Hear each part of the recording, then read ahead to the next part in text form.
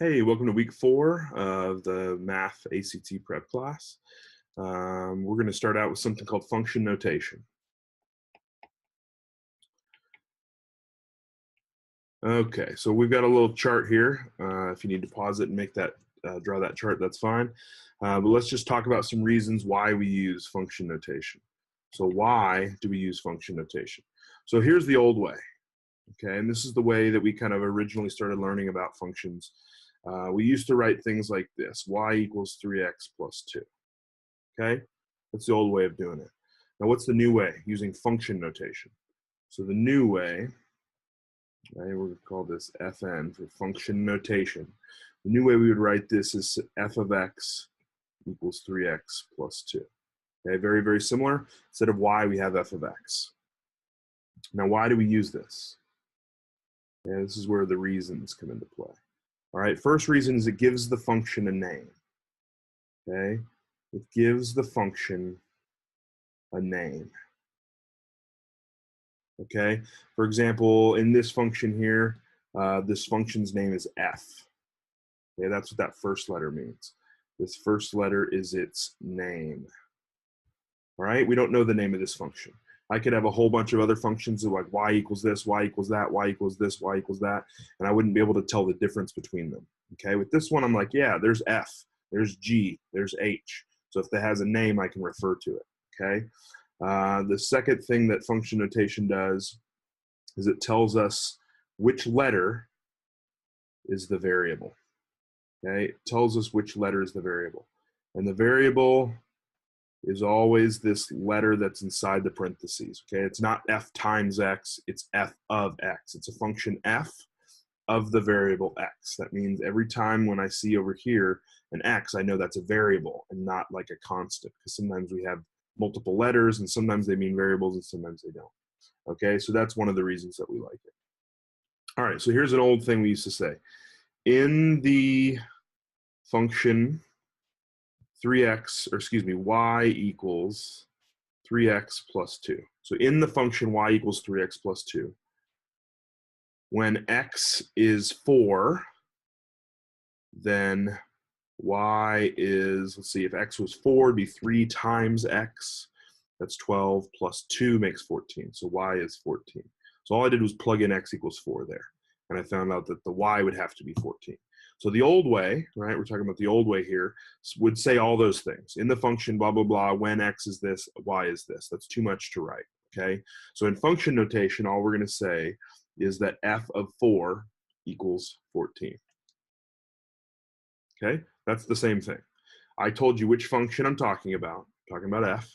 I told you the value of the x variable, and then I told you the value of the corresponding y variable, and that 4 and 14 come together as a pair, right? A lot of the times we think of those two numbers as a coordinate, 4, 14. That's a coordinate on the graph f. All right, so why do we like this? Basically, it just saves time, okay?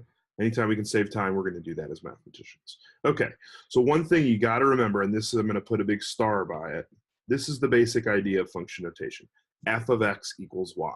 Now, a couple things. Notice how right here we had a y, and over here now we have an f of x. Well, that's saying f of x and y are the same thing. But also, over here, if you look here at this 14, right, that 14 is what goes here, where the y is. So that's telling me that the y is 14, okay? So basically anything over here is going to be the y, everything in here is going to be the x, and this just tells me the function's name, okay? That's the basic idea of function notation. All right, moving on. So how do we evaluate function notation? Okay, that's something we want to do quite often, is evaluate. I'm going to use fn for function notation, okay? So let's say we have something like f of x equals x squared plus x plus 3, okay? That's a function. Its name is f, x is the variable, and everything over here on the right side is basically what the y number is. So if I give you x, you plug in x, you're going to be able to tell me the y, okay? So let's evaluate. So let's plug in 2 for x, okay? As you can see, right, we have replaced the x with 2. So what I should do is make sure that I replace the x with 2 every time now that I see an x. So I'm going to do 2 squared, because I'm replacing the x with 2, plus 2 plus 3. And of course, that all simplifies to be 4 plus 2 plus 3. So we end up with f of 2 equals 9. Okay, this is my x coordinate, this is my y coordinate. Okay, all right, so what if instead of something that easy, what if it said something like this? What is f of p? Okay, now I know I'm still using the same function because it says that we're using f, but instead of x, I have a p. All that means is over here, every time I see an x, I should replace it with a p. Okay, this is how all of this works. All right, let's try something a little more complicated. Let's do f of x plus h. Okay, now notice all I've done is I've replaced this x here with x plus h. So that means every time I see an x, I just replace it with an x plus h. Okay, so instead of x squared, I'm going to put x plus h squared. And instead of x, I'm going to put x plus h. Okay, now when it was something really easy like a positive number, like a 2, you see how I didn't need parentheses there? When it was something easy like a variable p, I didn't need parentheses, but I put parentheses here and here, okay? The deal is that anything complicated, you probably just want to put in parentheses. Anything with a negative, I would always put a negative in parentheses. When you're evaluating, if you're evaluating -3, all right, you want to put that -3 in parentheses. Okay, just like that, because that'll get you into trouble. Now, if it's a -3, you can use your calculator.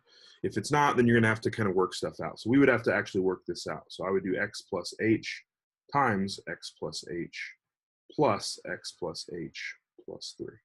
X plus h times x plus h, I have to distribute or FOIL. Okay, x times x is x squared. X times h is a positive xh. Then I distribute the h. So h times x is xh. Notice it's also just hx, but since I already have an xh, I write it as xh. Okay, and then plus h squared. And then, of course, we have all this stuff. And then I would combine all my like terms, right? I've got an x squared, all right? I've got 2xh's, so plus 2xh. I've got an h squared. Oh, there aren't any like terms. So ignore that I said that. So I did a little extra work, but that's okay. All right, that's crazy, but that's what function notation is. When you replace x with something, you replace it in the whole entire equation, okay? All right, so moving on.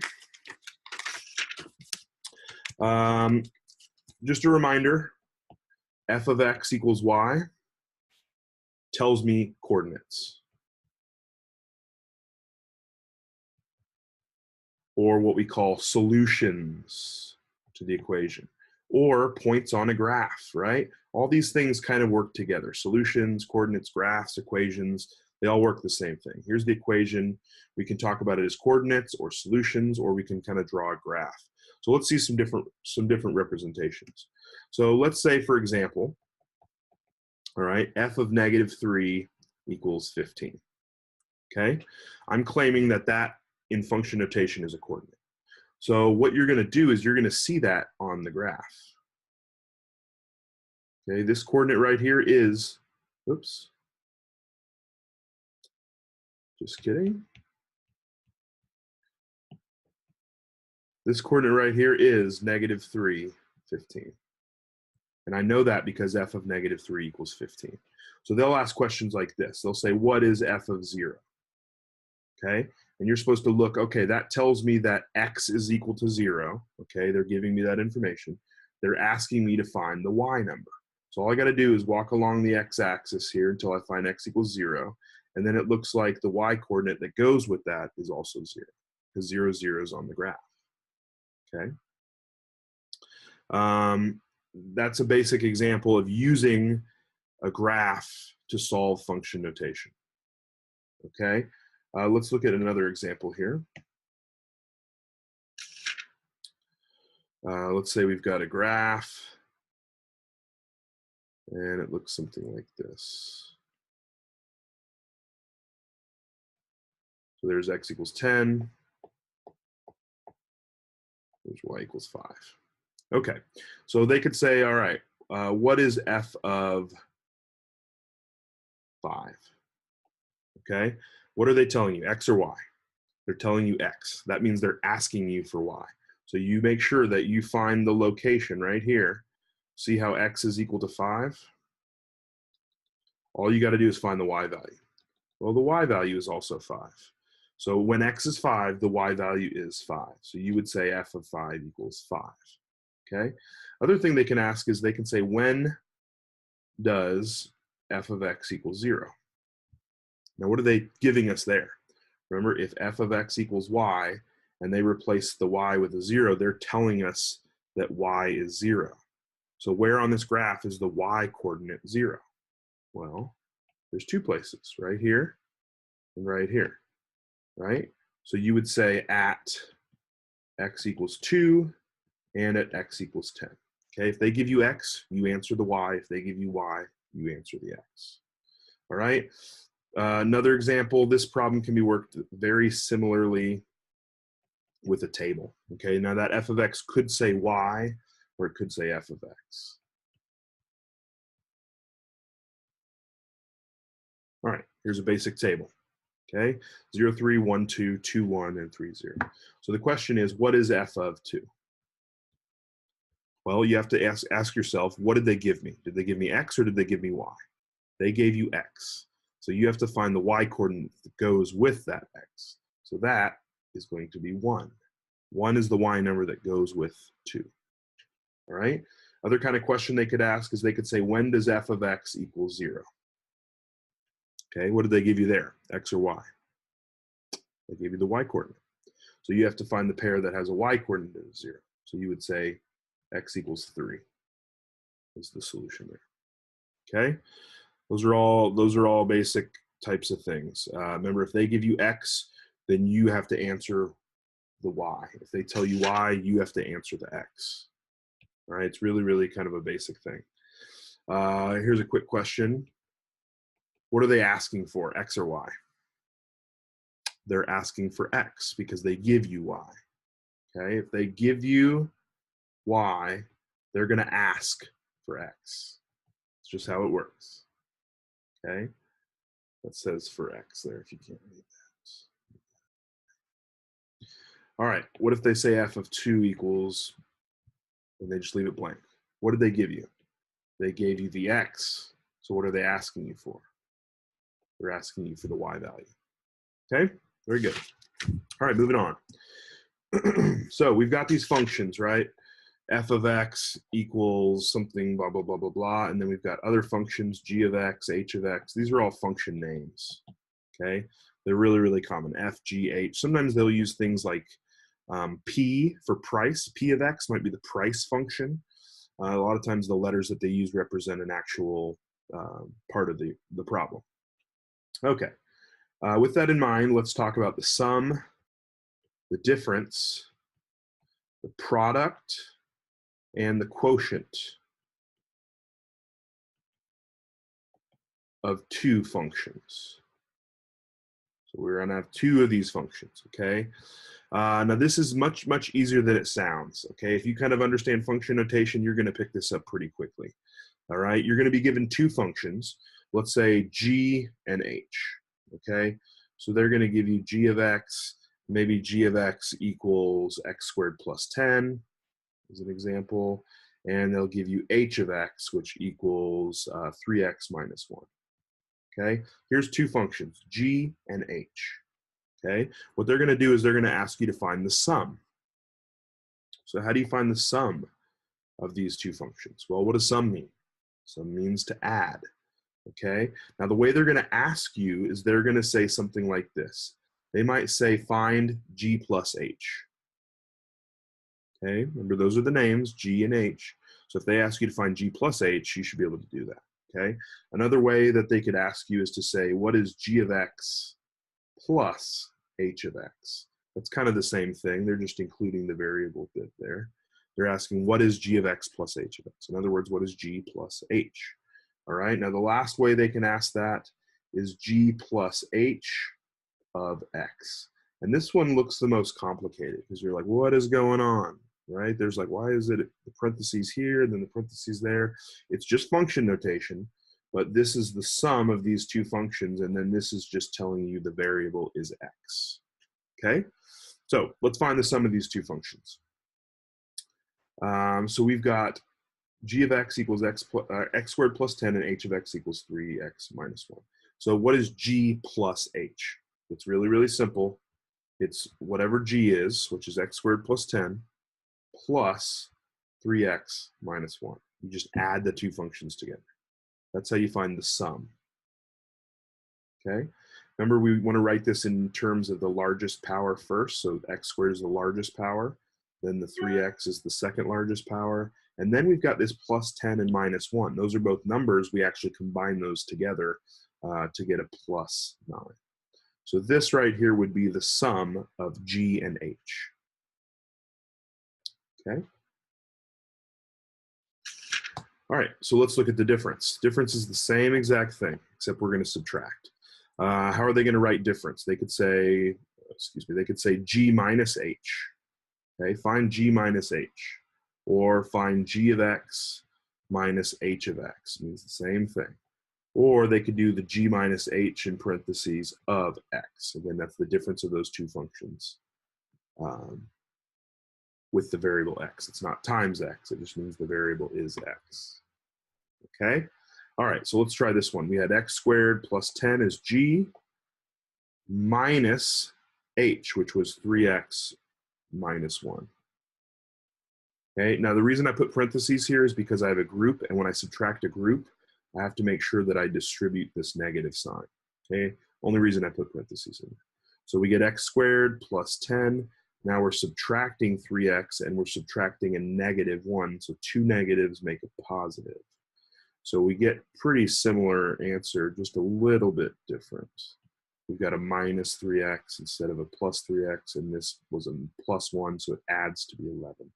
So this would be the difference of those two functions, okay? All right, so I think you probably get the idea. The product, okay, that's going to be written as GH. They could say find GH, right? That's G times H. Or they could say find G of X, H of X. Okay, that's again a product. Or GH of X. Those are the three ways they'll ask that question. Find this, find that. Okay, so all you do is you multiply x squared plus 10 times 3x minus 1. Now I won't go over this, but you just distribute both parts here. You're going to actually get 3x cubed. I guess I will go over this. I lied to you. 3x cubed minus x squared plus 30x minus 10. And that's actually the simplified version of that. All right, I distributed the x squared, then I distributed the 10. That's the product of those two functions. Now the easiest one of all, your favorite one, should be this, the quotient. Because usually it's very, very simple to do. You just have to know what you're doing. So you're going to have g over h, or g of x over h of x. Okay, or you might have g over h of x. Either one of those means the same thing. Okay, so all you do is put g over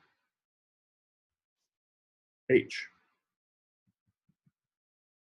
And that's your answer.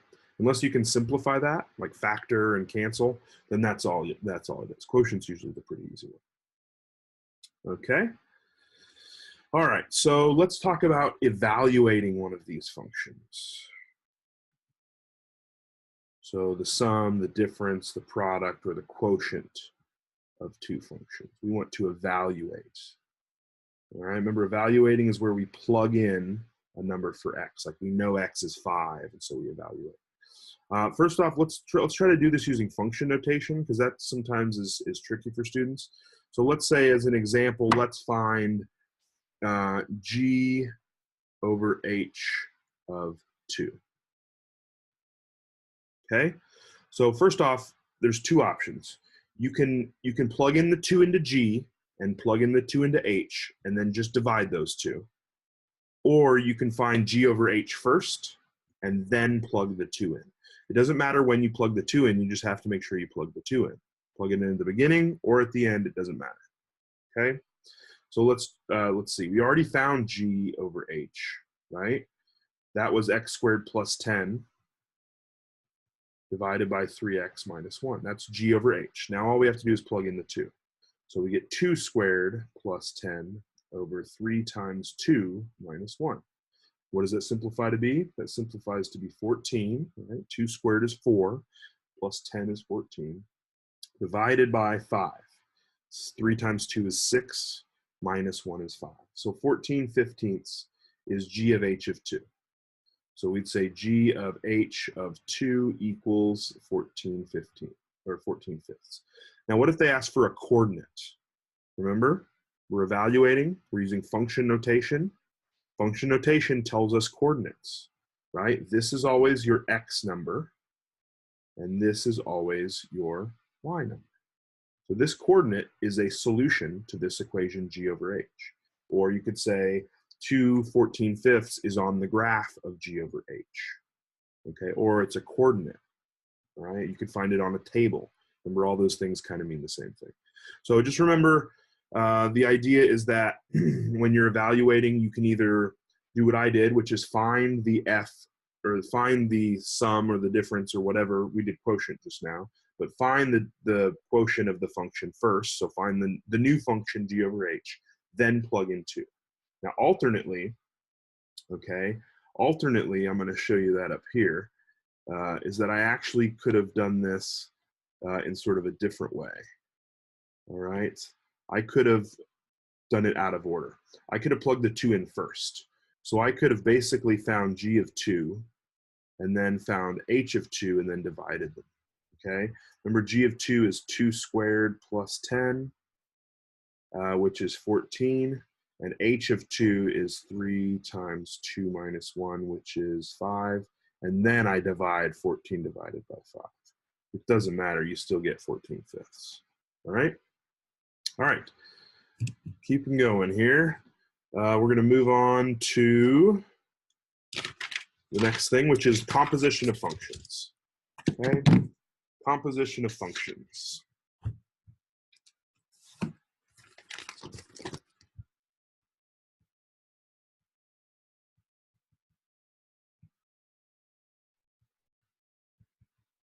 So when you hear words like composition, you think compose, right? It means put some things together. So we're going to do something similar to what we just did, but it's actually a lot different. But it's a similar idea, okay? So let's say we have 2 functions, okay? F and G, all right? Those are 2 different functions. So let's say F is x squared plus x, and let's say that G is 2 plus 13x, okay? So you might see it as f of x or g of x, or you might just see it as f is this and g is this. Doesn't matter, it's kind of the same thing. There's what it looks like when they put the of x in there. All right, so here's what composition looks like.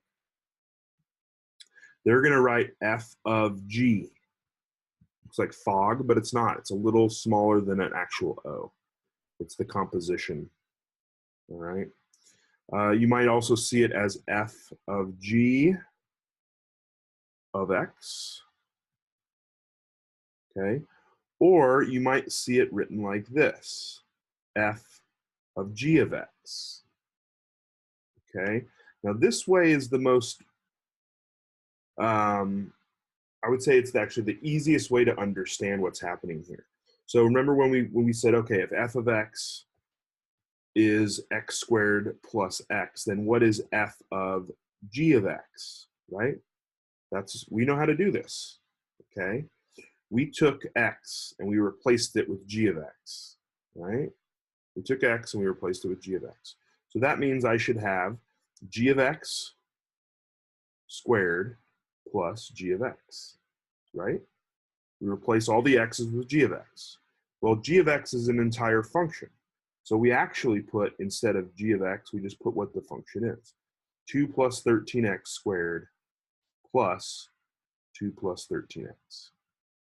And then we go ahead and simplify that. So 2 plus 13x times 2 plus 13x plus 2 plus 13x. So we distribute here, we get, I'm going to write it up here, we get 4 plus 26x, then we distribute the 13x down here.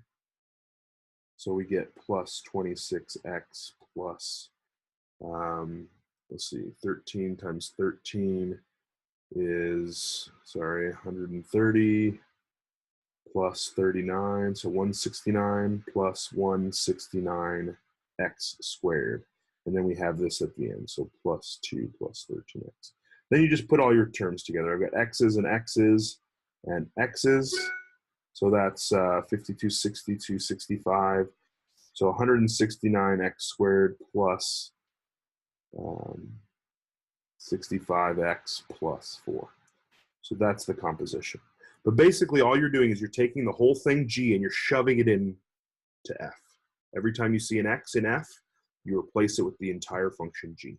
Now you have to, it's easy to kind of think of it, when we looked at it this way, it was easier to see, oh yeah, I can see why I put all of g in for every x that I see in f, right? That's what we did.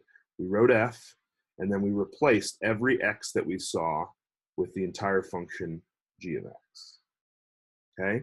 These are a little less obvious there. Just remember f of g, you're sticking the g inside of f, not f inside of g, okay? It definitely makes a difference there. All right, now what if we had the same two functions, okay? What if we had the same two functions, but instead now we did g of f? So what if we said g of f? Find g of f. Okay, which function would we be sticking into the other function? Yeah, we'd take f and we'd shove it into g every time we saw an x. So we're going to write g of x. So we're going to write 2 plus 13x, but instead we're going to write 2 plus 13 and we're going to shove the entire function of f inside of there. So 2 plus 13 times f, which is x squared plus x. So this would be g of f of x. Okay? So we have to distribute here. We get 13x squared plus 13x, and then we have that plus 2 from the front. It's just normal to put the number at the very end. So that would be f of g of x. So we replaced every x in g, we shoved the entire function of f inside. That's why we call it a composition. We're composing, we're putting them together in sort of a weird way. All right, so naturally we would want to say, okay, well, how do I evaluate a function like that? Okay, how do I evaluate f of g of x? Right? Well, let's look. Let's take those same two functions. No, let's try some easier ones here. Let's do f of x equals x squared and g of x equals x plus 4. And let's find f of g of 2. Okay? So we find f of g first. All right, so we shove the g inside of the f. So instead of x squared, like f is, right? F is x squared. We're going to replace that with x plus 4 squared. We shoved the entire function of g inside of all the x's in f. When we square that out, we get this function here. Okay, I think you guys are probably okay with the work I did there. You just multiply it out twice and you distribute, FOIL, and you get that. Okay, but that is f of g of x. Okay, so how do I evaluate? I need to find f of g of 2. What did I do? I replaced the x with a 2. See how I did that? That means in this entire function, I'm going to replace the x's with 2's. Okay, which gives me 4 plus 16 plus 16, that's 36. So f of g of 2 equals 36. Now what coordinate's on the graph of f of g? If you thought about it as a function, f of g, what coordinate is on that graph? What's your x number? 2. What's your y number? 36. That's right. So that coordinate would be on the graph, x and y. Okay, so that's one way to do it, is to find f of g and then plug in the 2. Now alternately, you could just evaluate g at 2. You could find f of 2, or excuse me, you could find g of 2 first. I'm hesitant to show you this, but you should kind of know how this works anyway. This is kind of an alternate method. Since we're doing g first, remember we do it kind of out of order, find g of 2.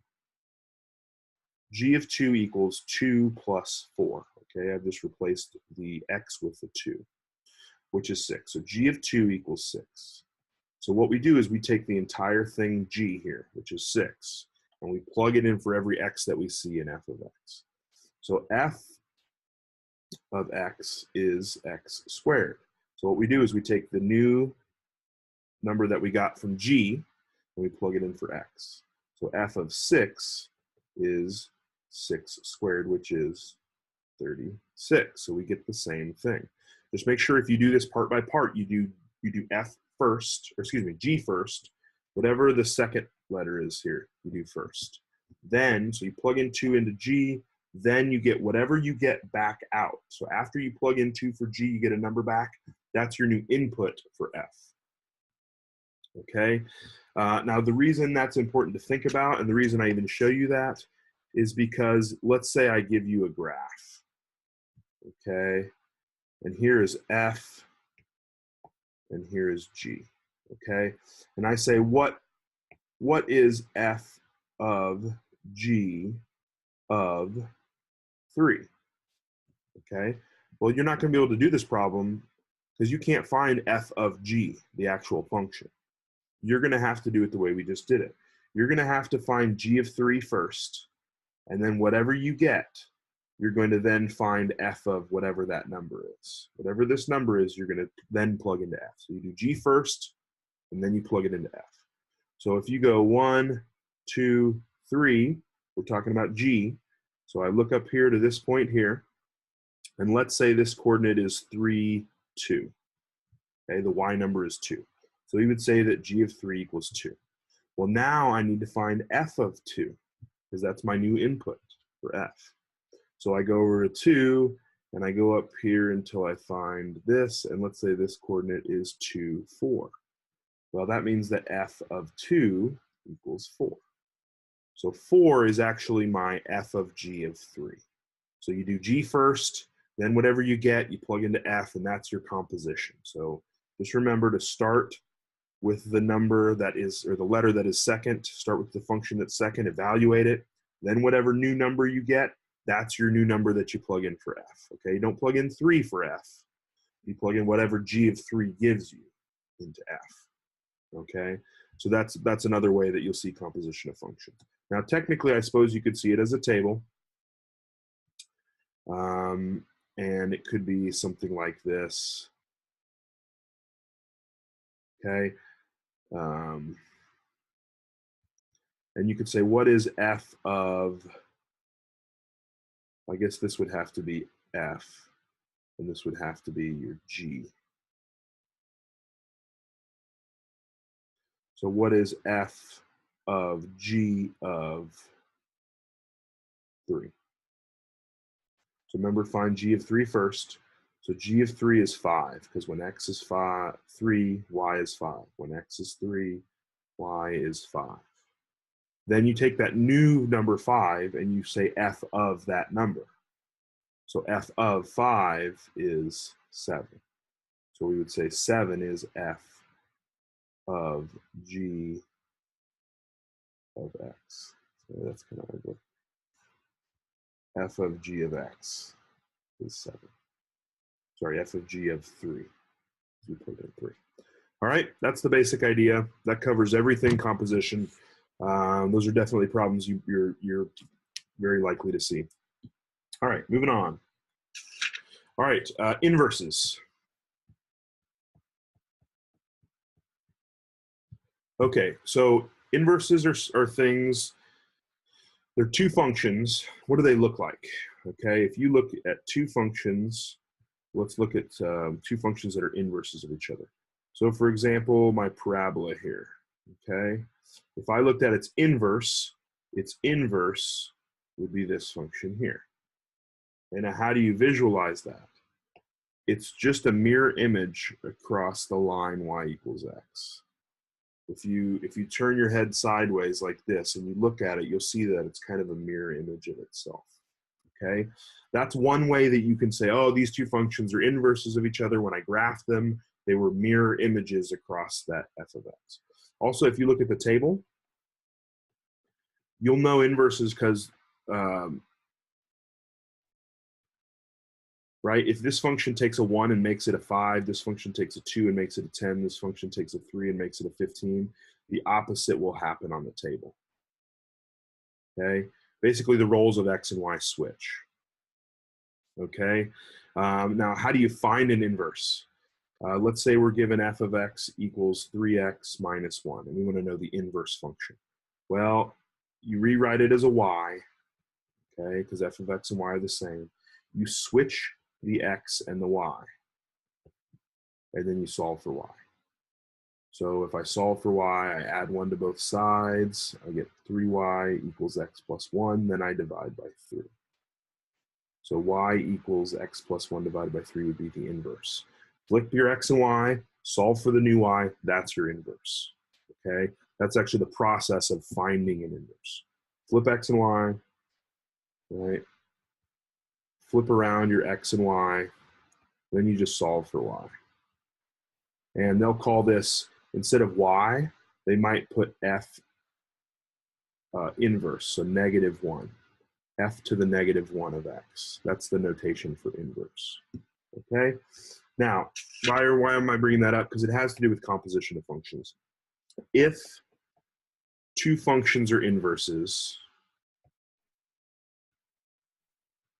okay, so for example, like f and g. If we want to know if f and g are inverses, well, f of g should equal x. When you do this composition, when you shove all the things of g inside of f, you'll get just x remaining. Not x plus 1, not x squared, not 3x. You'll just get x every time.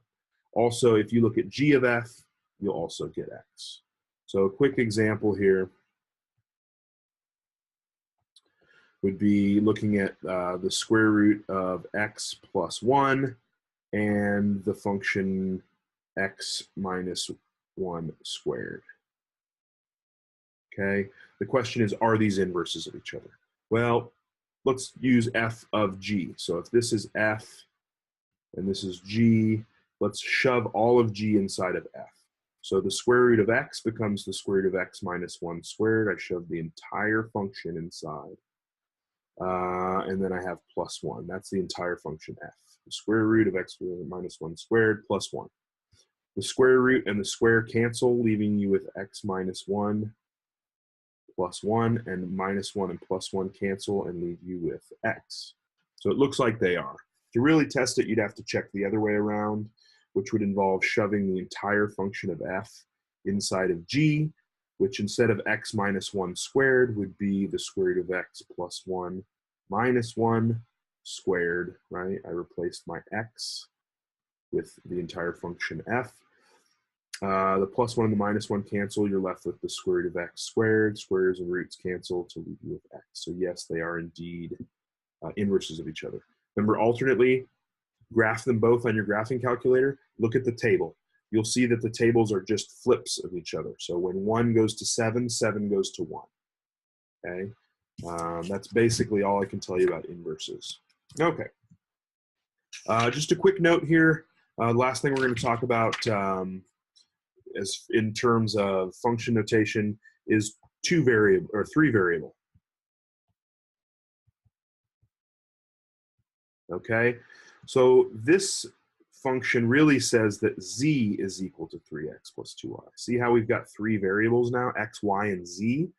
Remember, normally we saw like y equals 3x turn into f of x equals 3x. We only had 1 variable over here, and we had 1 variable over here, so there was only 2 variables. Now we've got 3. So what you could see is something like this. What is f of 3 comma negative 2? So remember what they're saying is x is 3 and y is negative 2. Plug those in and simplify. I'm not even going to simplify. I think you can do this on your own. Sure, why not? I'm a sucker. All right, so we would say f of 3 negative 2 is equal to 5. Now remember, this is actually a 3 coordinate. This is a 3 space, so 3-dimensional picture, which we don't want to draw, but that would be x, this would be y, and this of course would be z. All right. All right, so moving on to some real basic stuff. Domain and range. So there's a couple ways to visualize domain and range. Domain is all possible x numbers. Okay, it's every x number that you see on a graph, it's every x number you see on a table, or if it's an equation, it's every x number that is possible to plug into the equation. Okay, range is all possible y numbers. So with all the different x's you could plug in, it's all the numbers that you could get back. Okay, all right, so one way to think about it is on a graph. Okay, if you've got a graph that does something like this, question is, what's the domain? Well, you see how if you're walking along the x-axis and you look up, you're always going to see the graph. See how you see it?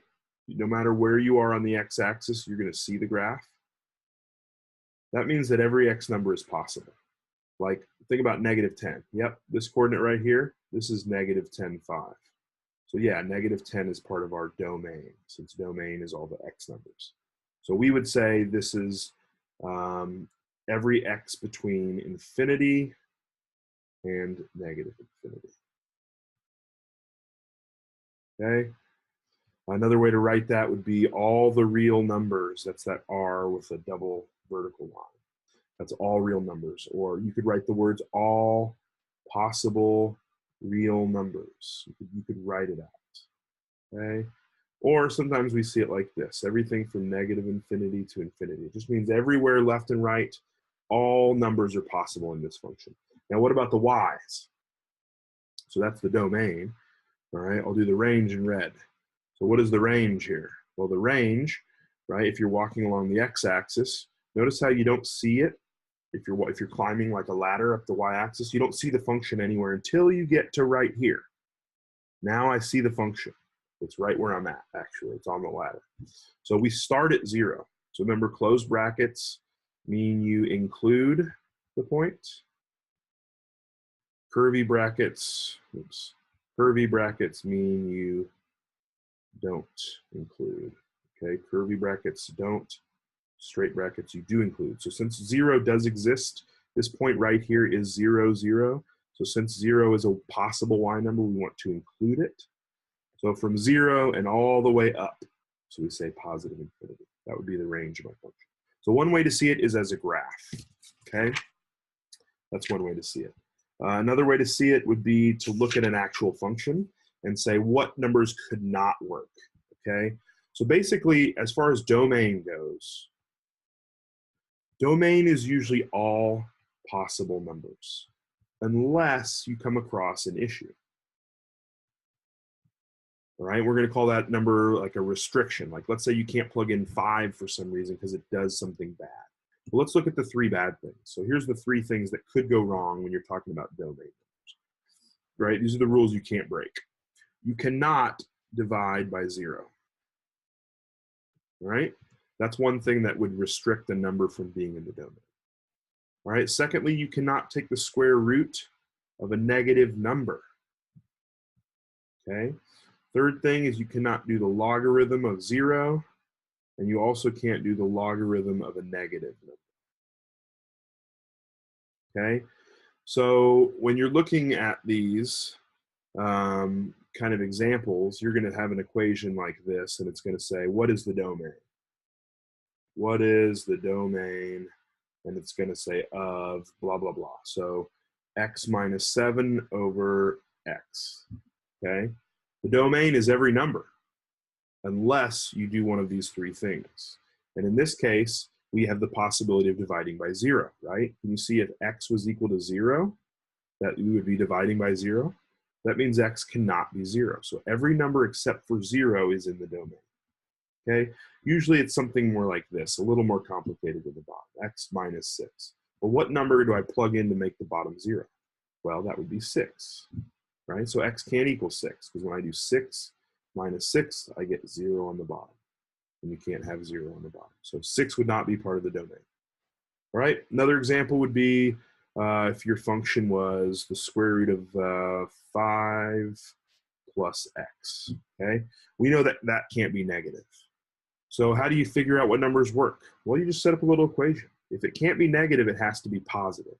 So this 5 plus x, the thing underneath the square root, has to be greater than or equal to 0. And if you solve that inequality, if you subtract 5 from both sides, you get x is greater than or equal to negative 5. That's the domain. Every number that's bigger than or equal to negative 5 are numbers that work. Okay? All right. Remember, if a number is not in the domain, you will not see it on the graph. So like this example here where x couldn't be 6, somewhere along there would be a hole in the graph, or there would be something where this number doesn't really exist. Right? I know you can't see that. See that hole right there? This hole is at x equals 6. It doesn't exist because in this function, x equals 6 is not allowed, because when I plug in x equals 6, it makes 0 on the bottom. And these are the 3 rules that you can't break. So that means it's not in the domain. All right, so moving on, the next thing is even and odd functions. All right, so there's a couple. Here's the thing, with even and odd functions, they have a really, really ugly, nasty, scary looking way to talk about it, okay? I'll just write it.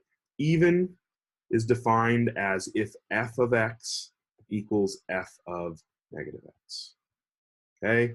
Odd just means that f of x equals negative f of negative x. Ugh, makes me want to be sick a little bit when I look at it. I know a lot of students feel the same way. Let's talk about what it really means, okay? Even functions look like this. They are mirror images of that vertical x or vertical y-axis. See how it's the same on both sides? It's like a mirror reflection. That's all it means, okay? So at this number x, whatever it is, let's say it's 3 or 4 or 5, it doesn't matter. Let's say it's 3, okay? F of x would be the height right here. Remember, f of x is the y value. So this is saying the y value equals the y value at these 2 different x points. One positive, right? There's our positive x, and one at negative x. But since it's the same letter, it means it's the same distance away. So it's like sort of like saying if I go out the same distance, the same y values exist up here.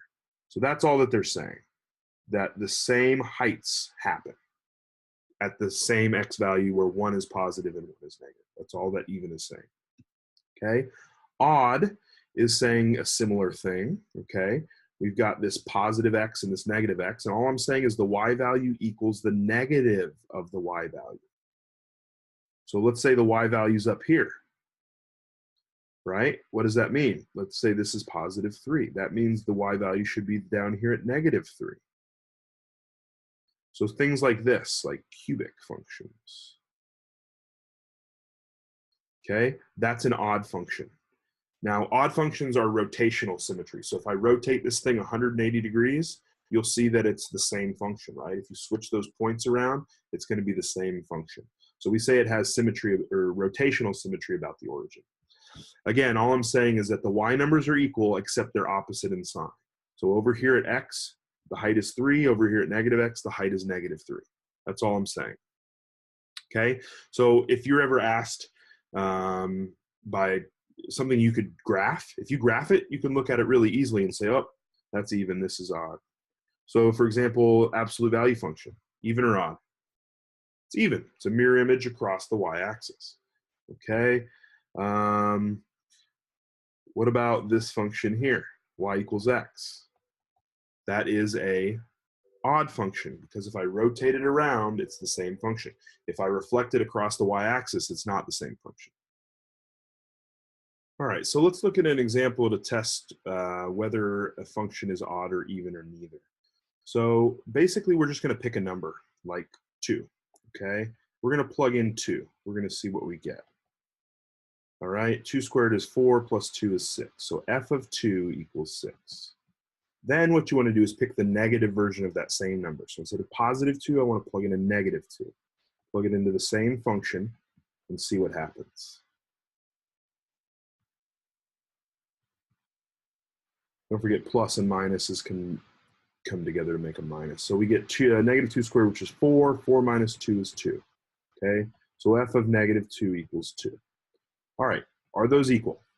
No, which means that f of x does not equal f of negative x. When I plug in a positive and a negative, they're not the same, which tells me they are not even. That's what we said even was, okay?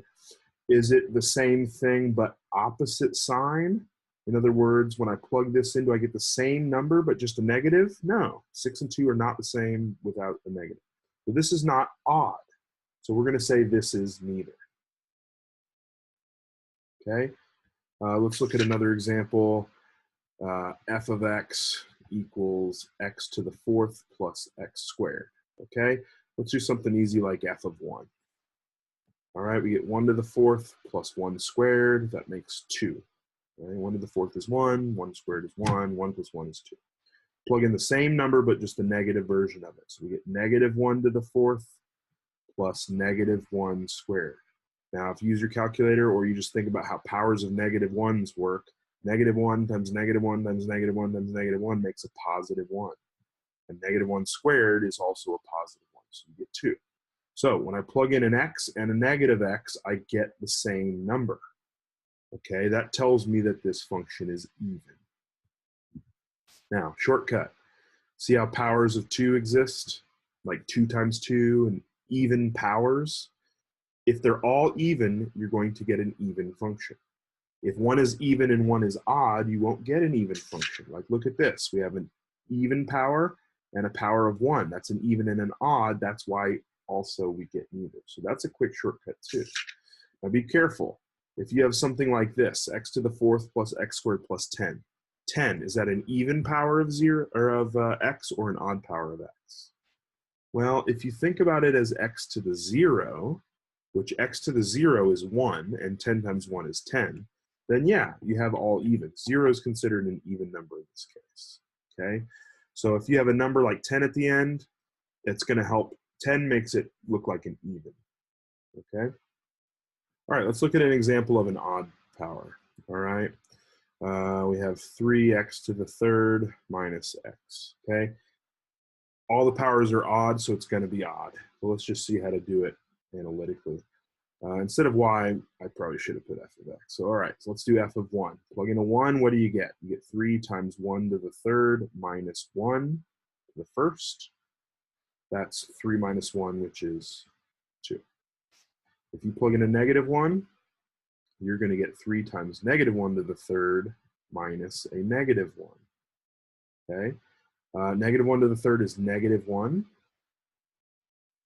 And then you get 2 negatives there to make a plus. 3 times negative 1 is negative 3. When you add 1, you get negative 2.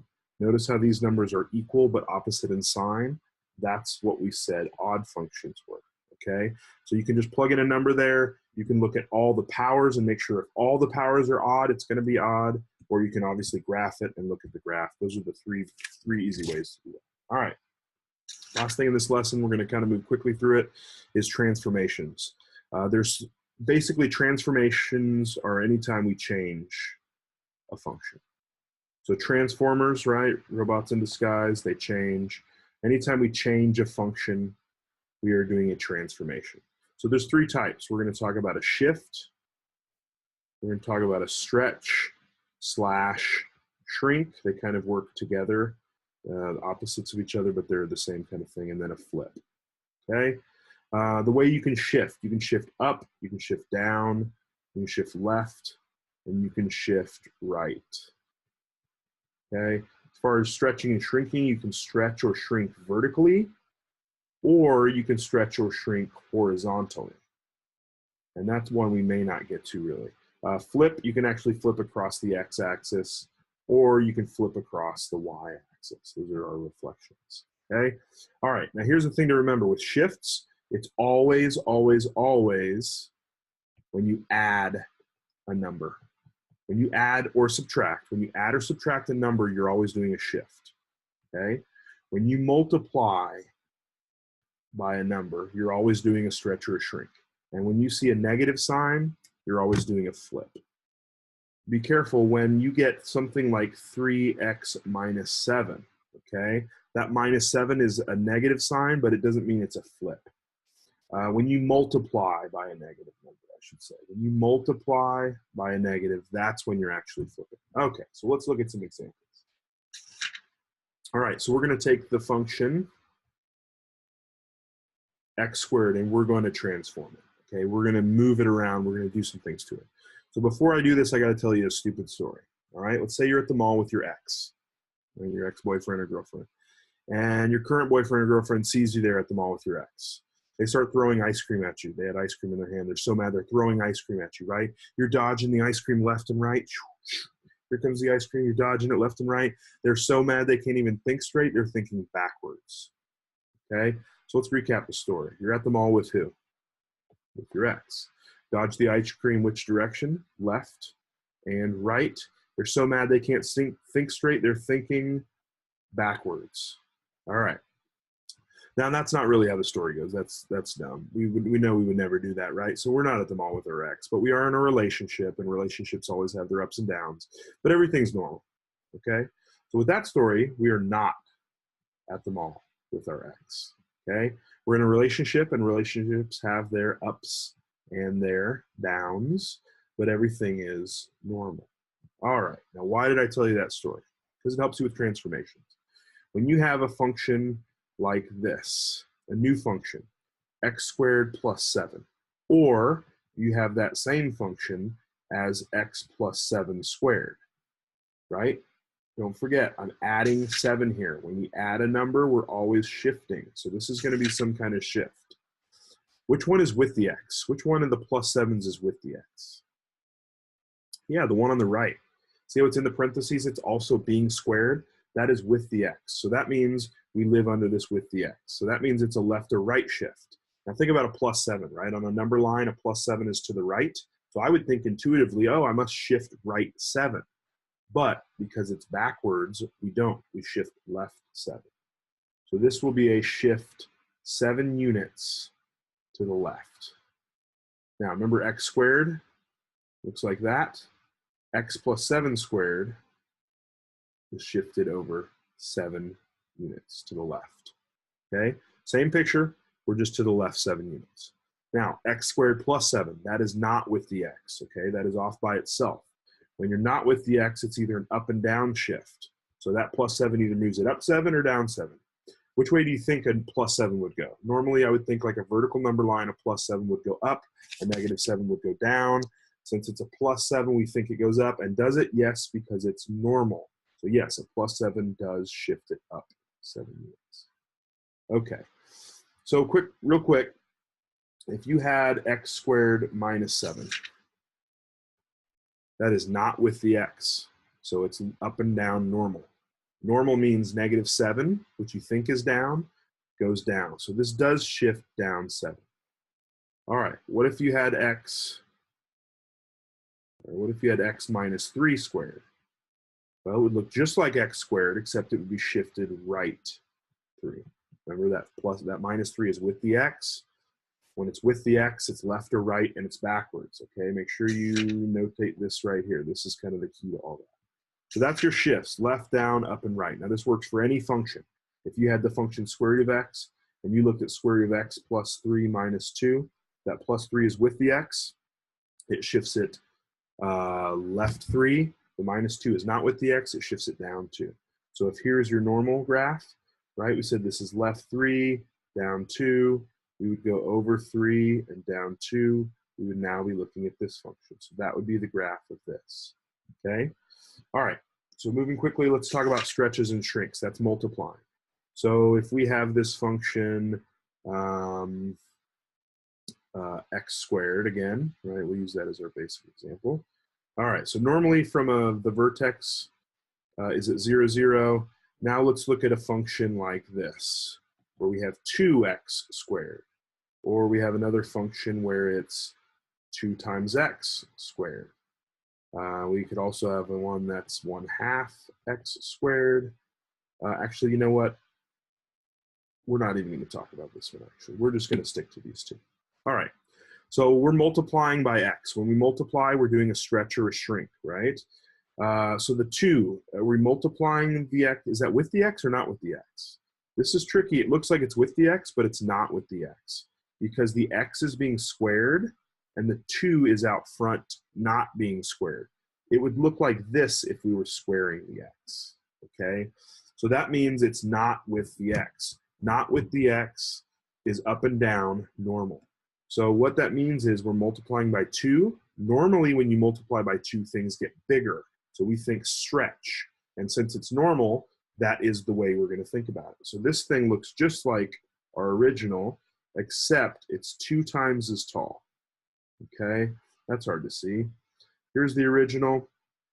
Here is our x squared. 2 times as tall. Okay, now this one, see how it's 1/2? That's not with the x because it's not being squared. That 1/2, when you multiply things by a half, they get smaller, so we want to think of it in the same way. That function we'll draw in yellow here. That function is shrunk, 1/2 as tall. Okay, now flip's the easy one. Flip is just a negative. So if you have the graph y equals square root of x, which looks sort of like this, and you look at now the new function negative square root of x, all it does is it reflects it across the x-axis. What was positive y's are now negative y's, so positive y's now become negative y's. That's kind of the idea. So what you really have to be able to do is put it all together, okay? If you have some function minus 3 x minus 2 squared plus 10, okay? You got to put it all together. What are the 4 transformations? Well, we have a negative sign that's being multiplied by a number, so that's going to flip it upside down, okay? We have a multiplier out front that's going to stretch or shrink it. This is going to stretch vertically by a factor of 3. All right, we've got an addition or subtraction with the x. With the x is always left to right and backwards. So not -2 meaning left 2, but -2 meaning right 2. Don't forget it's backwards. So this will be a shift right 2 units. We've got an addition or subtraction not with the x, which is up and down normal. Plus 10 goes up 10. We will shift that function up 10. Now remember, see that squared there? That doesn't do any transformation. That tells you what function we were originally talking about. So our original function was x squared. All that does is tell me the shape. So this function here looks just like that function I just drew, except I'm going to draw the new one in blue. So first thing, it was shifted right 2 and up 10. So right 2, up 10. This is its new vertex, right? Its vertex used to be at 0, 0. Now it's over here at 2, 10. It's flipped upside down, so instead of going up like this, it's actually going to go down. And since it's stretched by a factor of 3, it's 3 times as tall. So it sort of looks like it's really, really skinny, but that would be the graph of that function. Okay, so just remember, transformations are really awesome. They help you with a lot of things. You can look at a graph and match it to an equation faster than somebody could even type things in on their equation using function notation. So make sure you really understand this. Go over it if you have to, but it's something you got to be able to do. All right, so last thing, what if you don't know the equation? They just say the function is g of x. They don't tell you what it is, okay? You can still do transformations. You can add something like this. You can do something like this. You can do something like this, something like this, and something like this, okay? Right, here's your original. This is shifted up 10. This is shifted right 3. This is stretched vertically. This is shrunk, and this is flipped. Also, if you put it all together, you could have something like this, -1/4 g of x minus 7 plus 2, right? Looks just like g of x, even though I don't know what g of x looks like. It is flipped, it is shrunk, it's shifted right 7 and shifted up 2. So you can do this in what's called a general form, where you don't know the function, you just know how. You have to be able to describe what transformations happen. Okay? All right, that's all I got for you today. Thanks again for being here, and we'll see you next week.